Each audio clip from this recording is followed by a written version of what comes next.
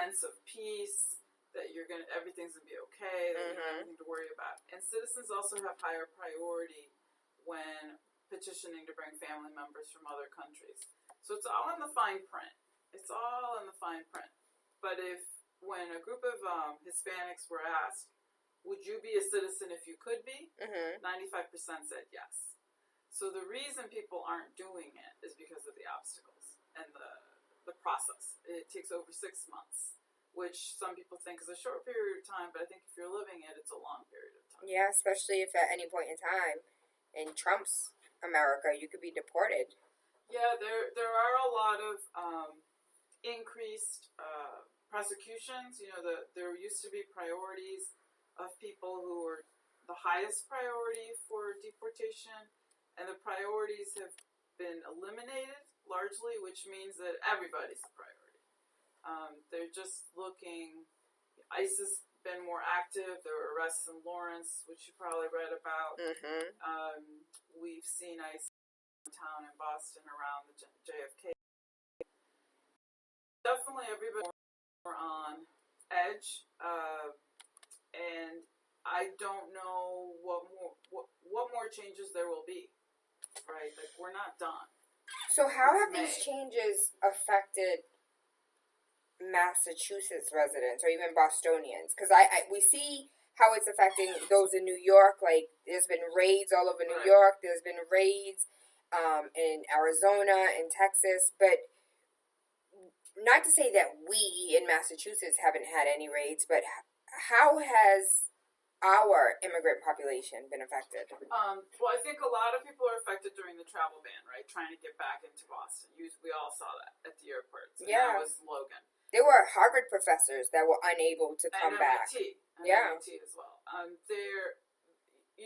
Logan in some ways was the safest place to travel back into for a period of time, and then it switched to other airports that were safe too, with the injunctions and all of that. But there have definitely been more removals. There have not been, as you've said, sort of the Bianco factory raids in Massachusetts yet, or not at all. But Massachusetts and Boston have the 7th largest concentrations of immigrants in the United States. So we're definitely impacted by anything that affects immigrants, behind places like New York and parts of California and parts of Texas. But 7th highest is pretty remarkable for a little city and a little state in this big, wide country. And as you said, immigrants are everywhere, right? So they're not just faculty at Harvard, MIT, but they're staffing long-term care. When you look at who's taking care of our elders, they're largely Haitian immigrants. When you look at who's staffing Logan Airport, in terms of the janitorial staff, in terms of maintenance, in terms of the baggage handlers, those are largely immigrants. When you look at both low-skilled and high-skilled workers, they're there, right? They're everywhere. And something like 1 in 4 Boston school students have a parent who is an immigrant, and I think it's comparable, like 20% of kids speak a different language at home.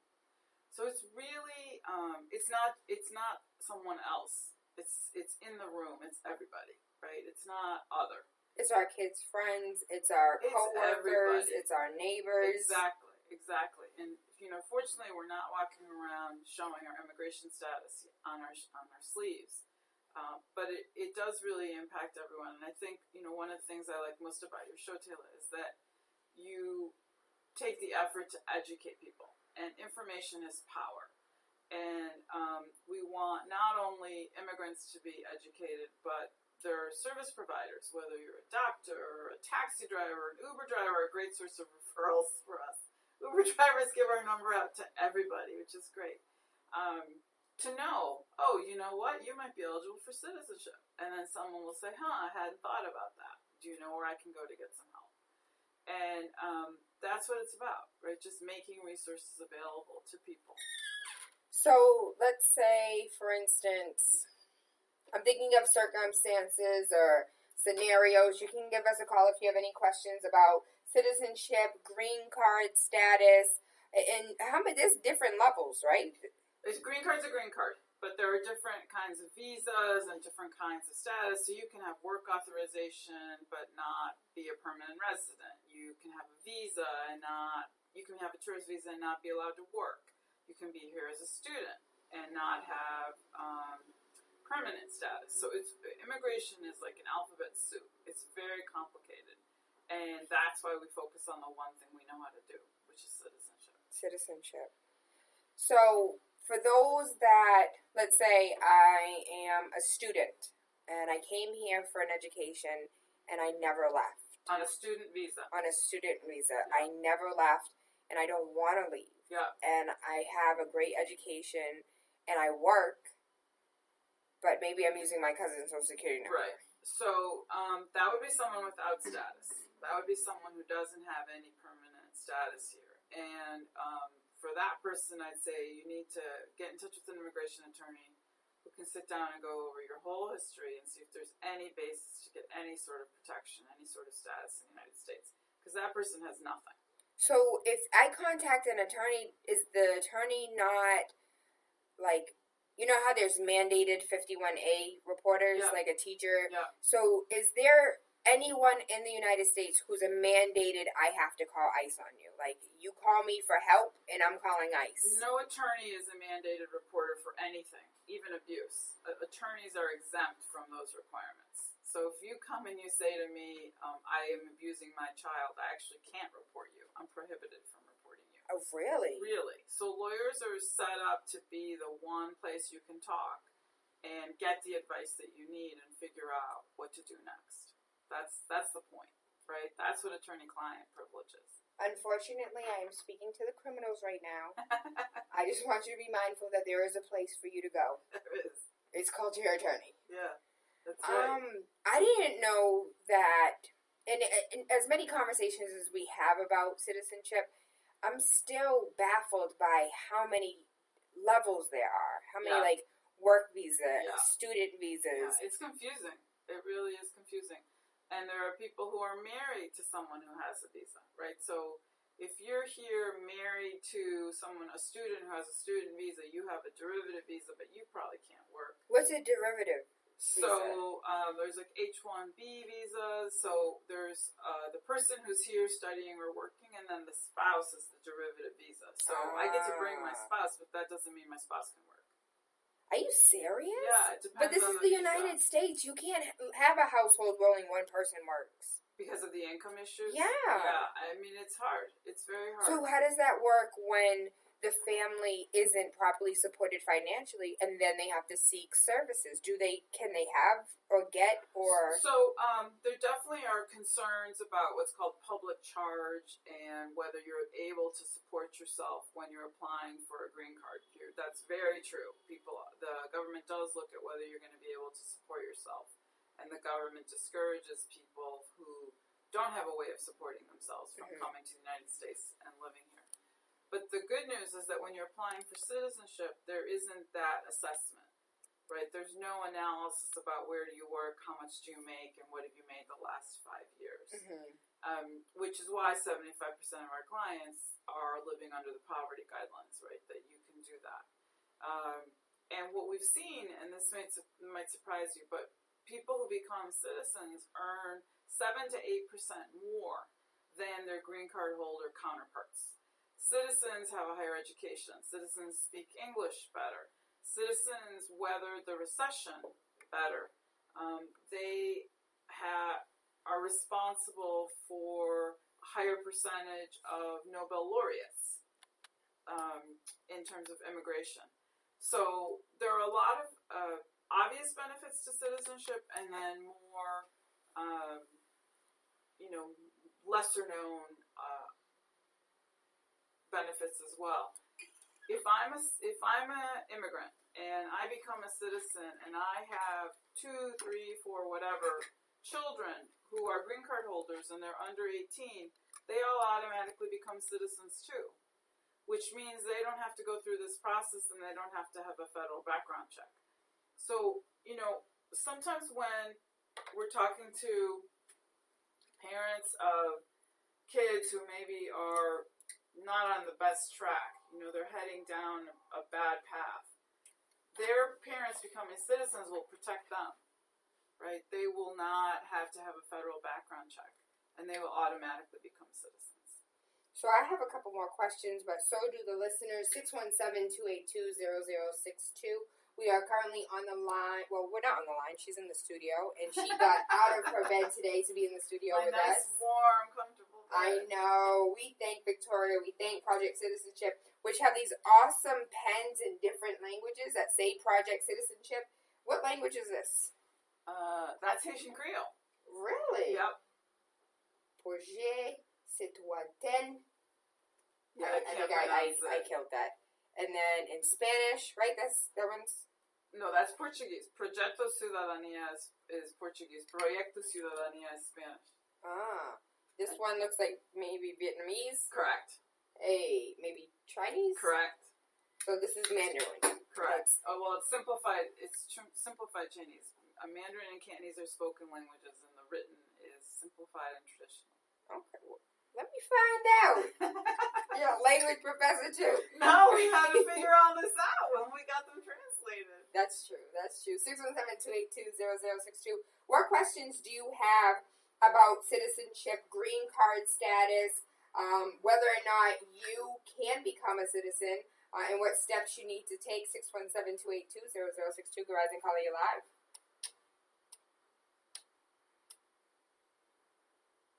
Baby, it's you. Good Rising. My question was on the form. It also have a place where asking you that if you ever get arrested. And I know somebody when they put no, the officer when he was in an interview, he told him if you ever get a ticket, you gotta put yes for that question, which doesn't make no sense. No, that's true. You get arrested when you get a ticket, so I just wanted to know what that person could do. Yeah, well, found his number to contact the lady. Yeah, the question actually on the form, I know that question really well, says, have you ever been charged of committing any crime or offense? And so we do include moving violations. That's a really obvious and simple thing to do. I would tell them to call our office. Can I give the number now? Yes, please. 617-694-5949. 617-694-5949. You can also Google Project Citizenship Boston, and you'll get our number. No one's there right now because I'm here, but they'll be in by 9. So you can call and leave a voicemail now, or you can call when the office opens closer to 9. But one more time for that number. 617-694-5949. So hold on, but why? We disclose moving violations. We definitely do. And I'll tell you a short story about why. So this one woman said, I got pulled over and I got a ticket. And so some people would have said, don't put that on, it doesn't matter. Well, it turns out that the police had stopped her, and what she showed them was an international driver's license, which wasn't valid. So she was actually charged with operating a motor vehicle without a license, which is not a civil moving violation like a speeding ticket. It's a criminal offense. And so her failure to disclose that, and when they asked her about it at the interview, have you ever been arrested, have you ever had a crime? And she kept saying, no. She was denied, not because the offense was a problem, but because they perceived that she had lied. So the lies are what get you here. It doesn't, most of the information they're looking for is not going to be a problem. But if I lie deliberately about whatever, my height, whether or not I'm married, if I'm lying, they're going to deny me. Okay, hold on. Caller, hold on 1 second. What is an international driver's license? And if it's an international driver's license, then yeah, I'm valid in showing you my international driver's license. No, so international driver's license is what we get. Like if we're going to Europe and you want to drive there, most of us get an international driver's license, which then the rental car company takes. But it wasn't valid here, and I forget why it wasn't valid here. But she was charged. Because we're the United States, and we want to. You got to pay for everything. Right. So, in the end, she was denied because they decided she had lied. So, the caller's absolutely right. You need to disclose moving violations. So, I would rather put on there failure to yield, ticket, fine, responsible, dismissed, whatever happened, community service, than be accused of lying. Wow. Caller, do you have any other questions for Victoria? Yeah. What if you don't owe federal taxes, but you owe state taxes like a minimum, like just say 500, you disclose you owe it. Do you have to bring the records one time, or you gotta really send other people to get the records for them if you to walk with the records? Right. You're a really smart caller, and if you want to volunteer in our office, you should give us a call. Yes.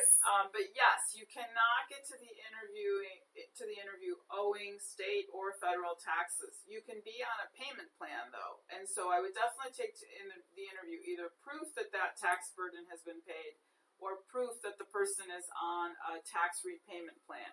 But they will grant citizenship as long as they can see that the person is on a payment plan. If it's only $500, I would say, get that money, charge it, beg somebody else, borrow it, pay it off, so when you get to the interview, you're not owing any taxes. Oh, okay.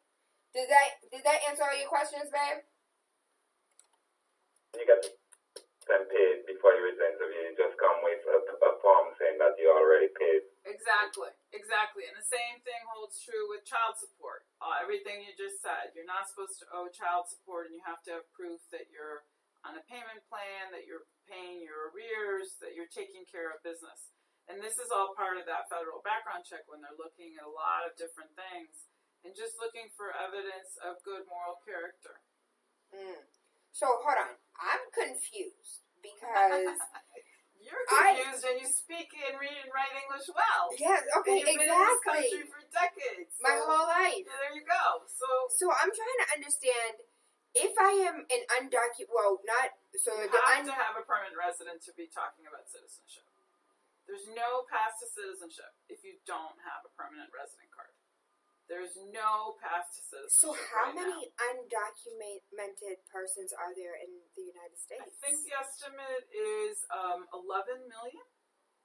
And there are 8.8 million who are eligible for citizenship right now. Are you serious? Yep. It's a huge That's number. Like 80%.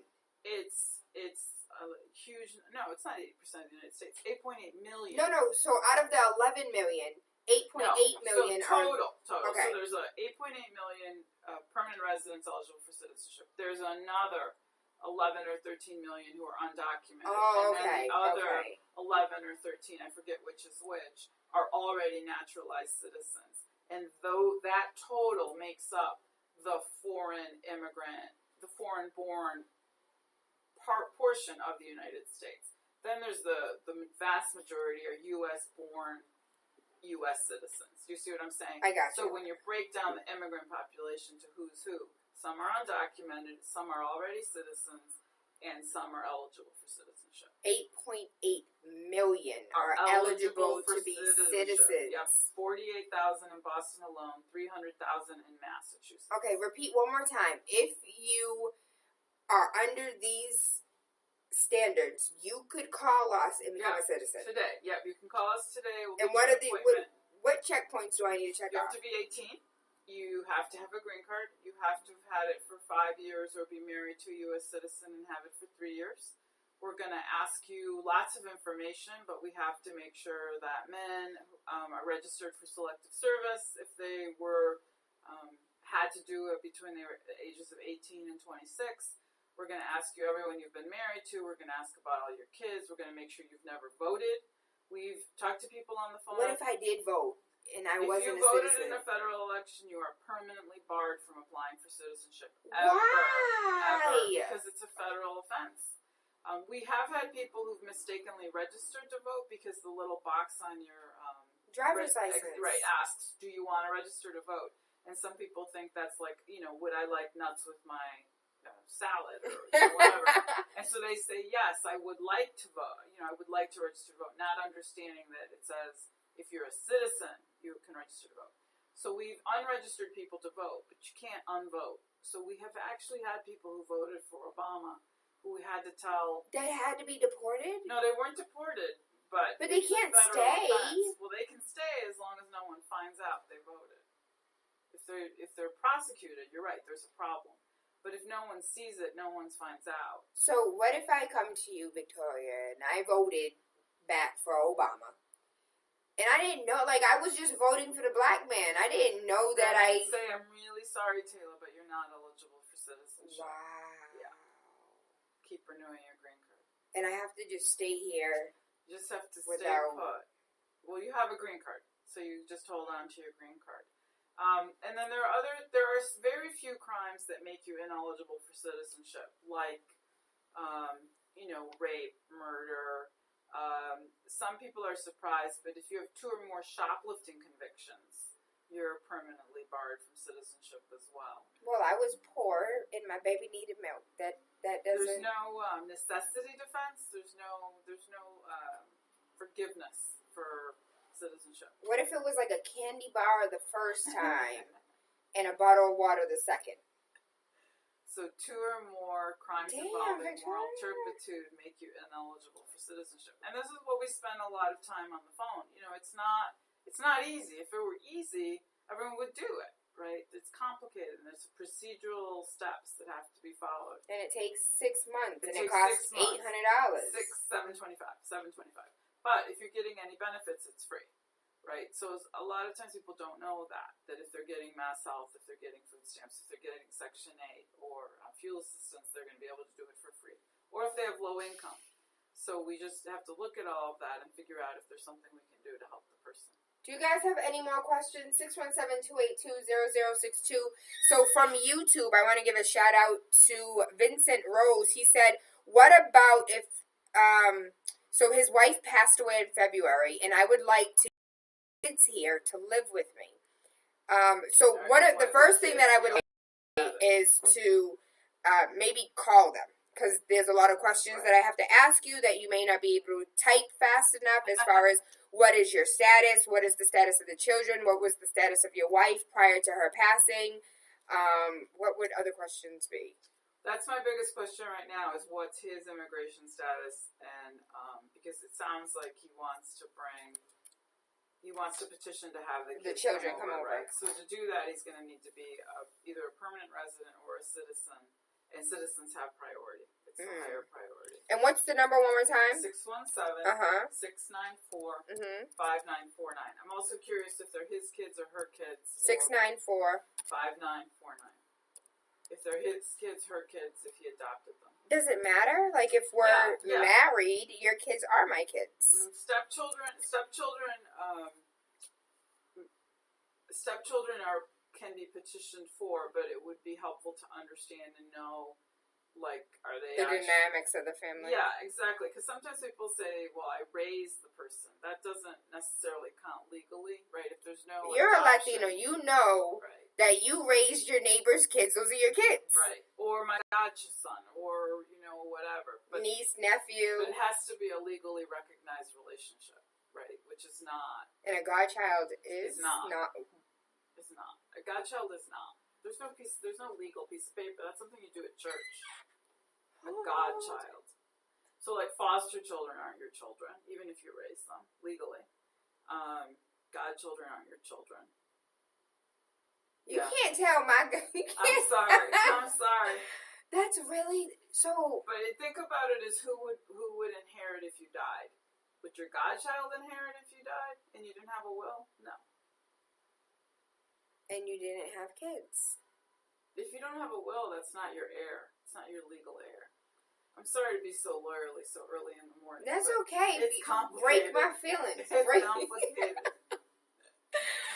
And that's why people call, to navigate these difficult questions and make sure they understand what they're doing. So let's say, for instance, domestic disputes are real. Yep. Let's say, for instance, I and my child's mother got into an altercation. The neighbors called the police. Because I'm a man, they automatically just took me to jail. Mm-hmm. Am I now disqualified? So the statute says that domestic violence is a deportable offense. What we found in Massachusetts, if you've been convicted of a simple assault or assault and battery, you're not going to be prohibited from becoming a citizen. What? But the thing is that does bar you from citizenship is if you've been convicted of violating a restraining order. So it's very, very specific. That is a fine line to cross. It's a very fine line. And so when someone calls and says, yes, I've been arrested, or yes, I have this issue, the first thing we ask them to do is to get certified dockets of all their cases. And sometimes they have to run their query to figure out where all those cases are. And other times they know it was only in the Somerville District Court, so they go to Somerville District Court. And sometimes we have people run their Registry of Motor Vehicles record as well, which you can get easily at the registry or from your insurance provider. But this is the background check that the government's going to do, and so it's really important to do it. So you guys kind of just navigate these difficult waters and make sure we're not. Our job is to find the needle in the haystack that's going to have a problem. That's right? going to be the reason why they won't grant you. The vast majority go through, no problem. But we have a 95% success rate, which is really high. And we don't want 100% because if we have a 100% success rate, then we're cherry picking people and we're only taking the easy cases, right? And the biggest reason people get denied in our client base is because they don't speak English well enough. That's the biggest reason. And the second reason would be because there was a criminal record we didn't know about, or sometimes they get arrested between the time they apply for citizenship and the time they go to the interview. You cannot have any open cases when you go to the interview. You can't be on probation. You can't have anything open at all. So and Victoria, if you do, they dismiss it or deny it, and you have to apply later. But I'm thinking about as a man, because I know as a female, there's certain things that I get away with that if I was a man, I would not get away with. And what if you're really like at the wrong place at the wrong time? Then we have to trust that the criminal justice system sorts that all out, and you're not going to be wrongly convicted, right? I mean, that's the basis of the system, that you're not going to be wrongly convicted. If you really are just at the wrong place at the wrong time, then why would you be convicted? Well, you are an immigrant and a person of color, so right. You most likely will be convicted. Well, I have to have more hope in the system. I mean, as a lawyer, I didn't create the system, but I work within it, and I think most of the time in the United States it does work. You can appeal. We've definitely, if say someone's conviction is vacated on appeal because they weren't given the warning, or there was, the Dukin evidence issue, if there's any sort of wrongdoing, that case is ultimately going to be dismissed. And then it won't be an issue. Cases that are vacated are not an issue for immigration purposes. But people need to be really careful, right? It's you can't plead guilty to certain things, and if something's continued without a finding in Massachusetts, that's considered a conviction for immigration purposes. Are you serious? I'm serious. Convicted without a finding. Continued without a finding, which a lot of people say, it's just dismissed, right? It means you go to court, you admit to sufficient facts, you put on probation for a period of time, and then it's dismissed. In Massachusetts, that is an immigration conviction. That's not fair. Because I can think of a million circumstances where you would have to say, yes, this is true, but, we have to continue because the rest isn't true. And they're like, well, continuous without a finding. And now I'm guilty for something. Right, but remember, it has to be either an aggravated felony or a crime involving moral turpitude to be a problem for citizenship. And they look at the crimes involving moral turpitude for the last 5 years. So there are options, right? Maybe it's a matter of waiting until it was more than 5 years ago. Problems become when you've got more than one, when you've got two of those on your record. So, are people in the wrong time, in the wrong place at the wrong time several times during their life, right? Or at some point, is there something else going on? But we can sort through that. You can't have any drug convictions of anything other than less than 30 grams of marijuana, period. Okay, all right. Well, that's fair. That's fair. Some are fair, some are not. I don't know what 30 grams looks like, but, it's marijuana, so. It's not a lot. You can't have been a prostitute. What if you were a child prostitute? Like the baby that was taken advantage by the police? That would be complicated. So I haven't seen any juvenile convictions for prostitution, ever. And that's probably because of what you're saying, right? They're actually a victim. So, that would be an interesting case. That would be something we'd really have to look at. Hey, I stumped you. I feel better. Yeah. I feel better about today. We do have another caller on the line, 617-282-0062. We have Victoria Serrato in the building. Project Citizenship. I cannot pronounce, what is this one again? Vietnamese. Vietnamese I can't read. You can't read that one? I can't read Vietnamese. That's okay. I can't either. Say the Haitian one. Where's I that? think it's Projet Citoyen Inter.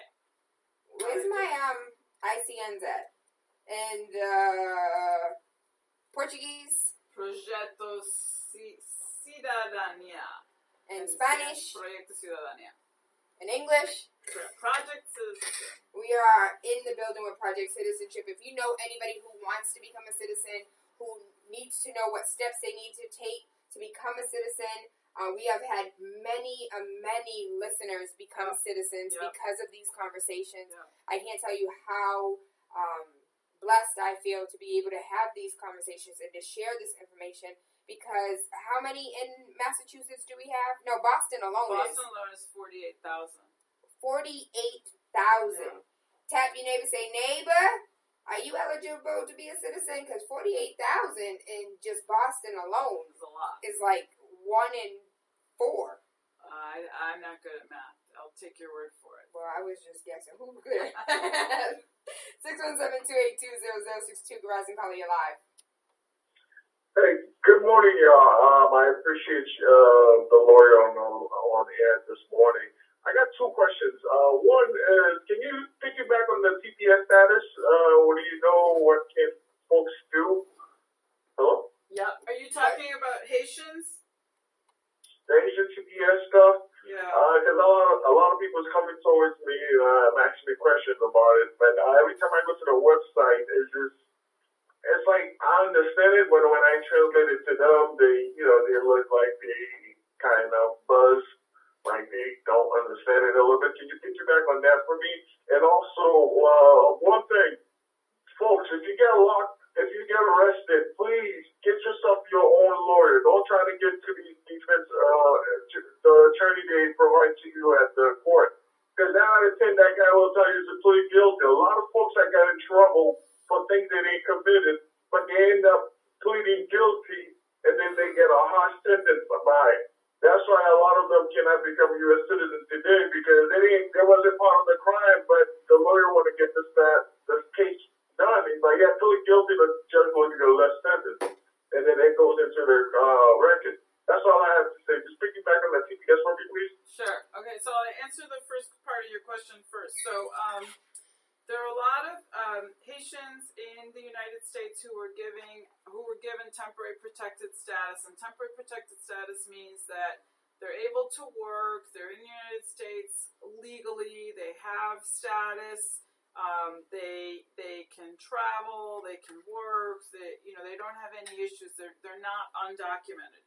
And what happened was that the temporary protected status, and a lot of this was after the earthquake, was set to expire. And it's just been extended now for another 6 months. The USCIS website says it's been extended through January 22nd, 2018. So people who have temporary protected status need to renew. So they have to re-register during the 60-day re-registration period from May 24, 2017 to July 24, 2017. So you have to register as soon as possible within the 60-day re-registration period. If you've never been granted TPS, you have to file a late initial application. But no one who has temporary protected status is eligible for citizenship. This is, again, what I was saying. There's no path to citizenship if you don't have a permanent residence. TPS is not permanent residence. So people who have what's called DACA, Deferred Action for Childhood Arrivals, that's also temporary protected status. So it's really complicated. There are a lot of statuses where you... Why would we do that? I'm sorry. I don't want to but why would we say, like, oh, child, I will take you out of this horrible situation that you're in, but only temporarily until I put you back? Like that, I feel like it's like, oh, I'm going to save you from rape temporarily, right. And then I'm going to put you back. Right. I mean, there are other cases where there's something called the special juvenile immigrant status, where if the court concludes that someone has been abused or neglected, and it's in the child's best interest to stay in the United States away from the neglectful or abusive parent, that person will end up with a green card. What about women in like Muslim So Sierra law? if you're here and you're a victim of violence in the United States or victimized by a U.S. citizen or permanent resident, you're going to be able to get a green card and you're going to be able to get citizenship. But it is perverse that victims of abuse win the lottery and can get a green card, right? Whereas people who are victims of an earthquake have to sort of limp along with temporary protected status. A lot of these issues are extremely complicated. I think you're seeing, right? Like every time we come up with a different topic, it's just much more complicated. And so it's really important to see a good immigration attorney. My husband's texting me, which is distracting. He says I'm doing a good job, though. You have to really see a knowledgeable immigration attorney to make sure you're under the right category and that you're doing things properly, right? For everything you're doing, there's an application and a reapplication. The other part of what the caller said, I just want to respond to. Criminal defense attorneys, public defenders get a really bad rap, but they do a really good job. They know their stuff. It's what they do all the time. And yes, there's a difference between bar counsel that's appointed and a public defender from the Committee for Public Counsel Services. And you should always have a good lawyer, right? That's important. Always get a good lawyer.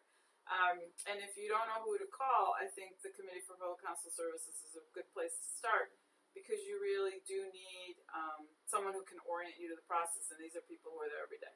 But he's right. If you're not guilty, don't plead guilty, right? And that's the reason the judge asks you during that colloquy, are you pleading guilty because you are guilty and for no other reason, right? That's the truth. But it's complicated. Criminal justice is very complicated, and we're not even talking about that today. Lord. So you'll be back, right? We always get to have you back. When are you moving your show to 10 a.m.? That's a good one. Or 10 p.m.? That's even funnier. I'm going to bed with TaylaAndre. I like that, Eric, actually. I want to give a huge shout out to Ropa Ragbear. She stated that her husband has his test today. Oh, that's great. From you? Is he through this? Ropa, did you guys hear about it through Wake Up with TaylaAndre? And Nick Jasper said he needs the number again.